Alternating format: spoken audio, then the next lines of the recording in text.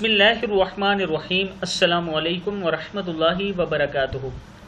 عابد راجہ channel کی طرف سے آج میں اپنے دوستوں کو سلطان محمود غزنوی کی قبر کو جب کھولا گیا تو کیا واقعہ پیش آیا وہ بتاؤں گا۔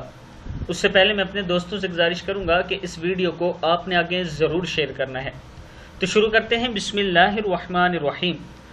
سلطان محمود غزنوی نے دنیا میں 33 سال حکومت کی اور اس وقت کا دنیا کا شجاعت اور دنیا پر اثر و رسوخ رکھنے والا دوسرے نمبر کا بادشاہ تھا۔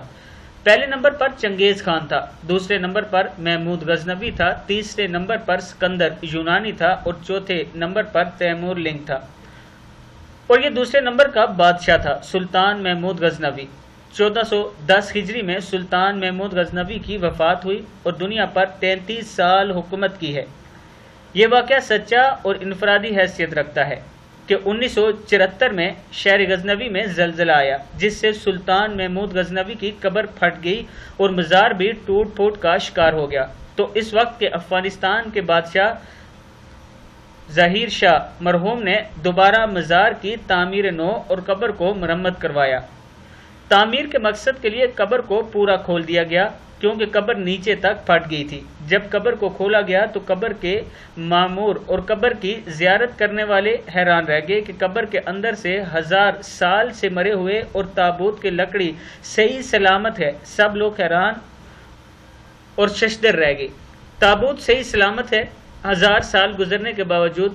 حکام نے تابوت کو کھولنے کا حکم دیا تو جس آدمی نے کھولا تو پلٹ کر پیچھے گرا اور بے ہوش ہو گیا۔